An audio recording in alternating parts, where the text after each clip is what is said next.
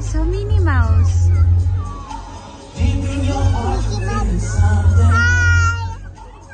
There's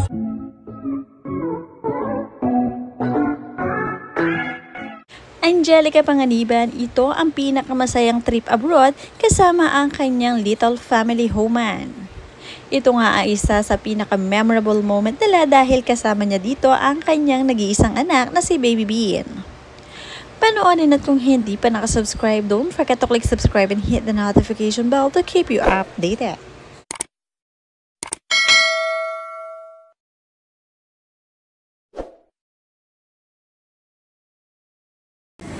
What are you watching? Oh, what? Are you happy?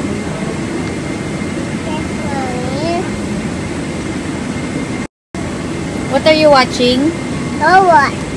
Are you happy?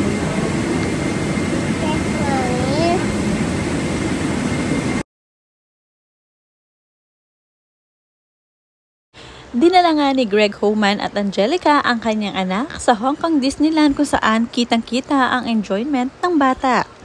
Talagang walang makapapantay sa kasiyahan kung saan nagustuhan nga ni Baby Bean ang pamamasyal sa Disneyland. Talagang kakaiba at syempre ang sabi nga nila, this is the happiest place on earth. Kaya naman talagang perfect ang pagdala nila sa Disneyland.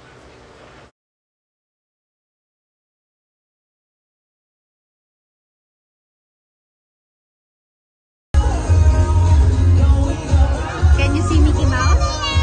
Did you see Mickey Mouse? Did you see Mickey Mouse? You see Mickey Mouse? I saw Minnie Mouse.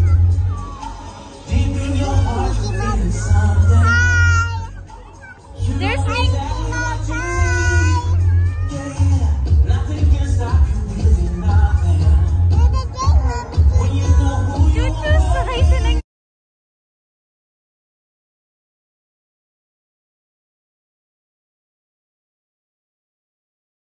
May oras na nakakapagod dahil talaga namang mahirap mag-iisang ina at mag-alaga ng bata lalo na kapag naglalakad at namamasyal.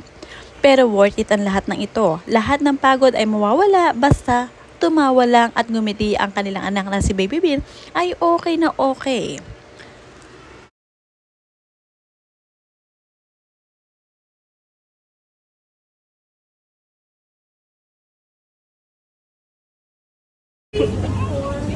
How hard could it be?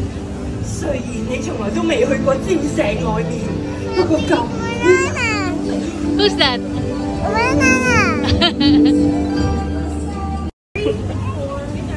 How hard could it be? 雖然你從來都未去過尖石外面，不過咁。Who's that? Wala namang ibang gusto ang mga magulang kung hindi mapasaya ang kanilang mga anak. Ngayong Valentine's nga talaga nilang itinapat ang pamamasyal sa Hong Kong Disneyland para double celebration na rin dahil nga para kay Baby Bean ang trip na ito at para na rin sa kanilang mag-asawa. Bilang mag-asawa ay hindi pa rin nila pwedeng kalimutan ang pagmamahal nila sa isa't isa. Kaya naman kailangan din nilang i-honor at i-celebrate ang araw ng mga puso. Kung dati-rati ay silang dalawa lamang ni Greg ang namamasyal abroad. Ngayon nga ay 3 na sila at this time nga ay may kasama na silang bata. Proud naman itong si Greg sa kakukuha ng pictures and video para sa kanyang anak na nag-enjoy sumakay sa mga rides. Iba talaga kapag magulang ka na, talaga ang priority mo ay ang iyong anak na. Kahit na gutom ka na, kailangan mo pa rin unahin na pakainin na ang bata. At kahit na pagod ka na, ay kailangan mo pa rin isaalang-alang ang kanyang well-being. Wala nga day off kapag naging magulang ka na dahil nga talaga namang kailangan mong gampanan na pagiging ina mo sa bata. Ito ang natutunan nga ni Angelica Panganiban, ang maging selfless dahil nga sa kanyang anak, lagi nilang inuuna ang kagustuhan at kapakanan ni Baby Amila, lalo na ang kasiyahan.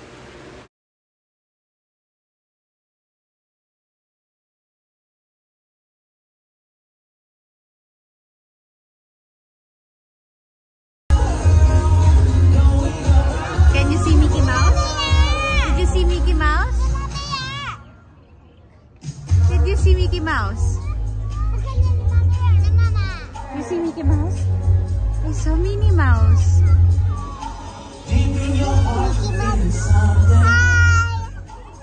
There's Minnie Mouse.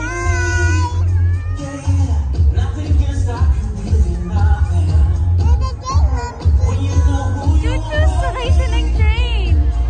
And then there's Mickey Mouse. So you say, call Mickey Mouse.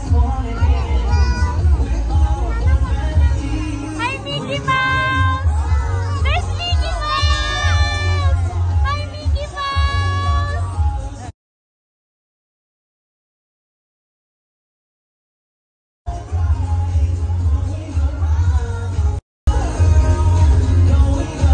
Can you see Mickey Mouse? Sobrang thankful and blessed din si Angelica Panganiban sa kanya na pangasawa na si Greg Homan dahil sa pagiging responsable nito. Maayos ang kanilang pagsasama at ang kanilang pamilya. Hindi kasi naranasan ni Angelica na mabuo ang kanyang pamilya dahil bata pa lamang siya ay wala na siyang mami. Kaya ang mga moment na ito ay tinetreasure niyang mabuti para naman maibigay niya ng husto ang pagmamahal at kumpletong pamilya para sa kanilang anak na si Baby Bean. Talagang hindi napapagod ito si Angelica Panganiban at ipinagpalit nga ang kanyang mga career para lamang mabuo ang kanyang pamilya at syempre matutukan ang anak na si Bean.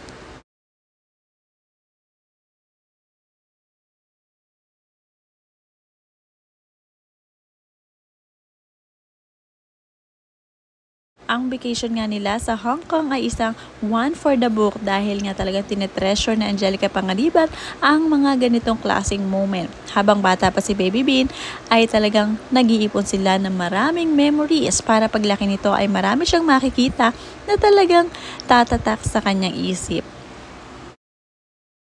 Tuwang-tuwa naman si Angelica sa mga pictures ni Baby Bean na iba't ibang emotion ang ipinakita. Talaga namang banti ang mga netizens at ang kanyang tita Kim ay tuwang-tuwa rin. Napaka-cute nga raw nito si Baby Bean na para bang si Angelica Panganiban ng maliit. Talagang mala-artista rin ang datingan.